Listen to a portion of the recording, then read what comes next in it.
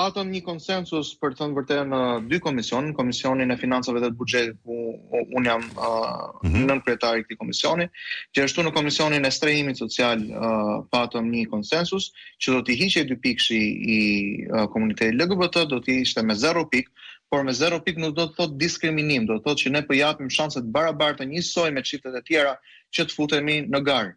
Dhe ai 2 pikë do të shkonte familjeve të cilat kanë një prind të rënë në detyrë, kryesisht policëve të rënë në detyrë.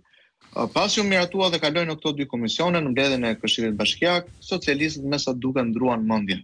Dhe në fund nuk e kishte kapur videoja, po realisht ishte për t'i këndu këngën e Klevios që cili kush kujt ja ka tjetrit me të futur.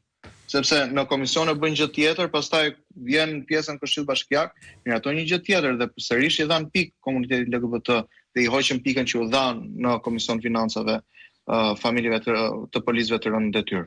Kështu që janë këto çështje absurde, të cilat e bëjnë Këshillin Bashkiak një vend ku nuk mendoj që qytetarët po përfaqësohen në mënyrë dinjitoze.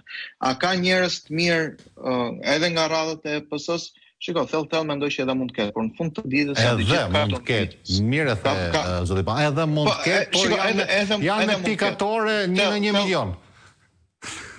Thellë brenda tyre, po nga 36 se janë mund të gjesh 2-3. Por prap, kur vjen puna, do të ngren kartonin ashtu siç i vinë udhëzimet. Dhe kjo është çfarë mungon qytetarëve të Tiranës. Përfaqësimi mungon qytetarëve të Tiranës që të kesh persona me integritet, që edhe kur askush nuk të shef, ti do të bësh atë që është e drejtë. Dhe kur të gjithë të shohin dhe kur ti ke presionin, atëherë ti prapë do të bësh atë që është e drejtë.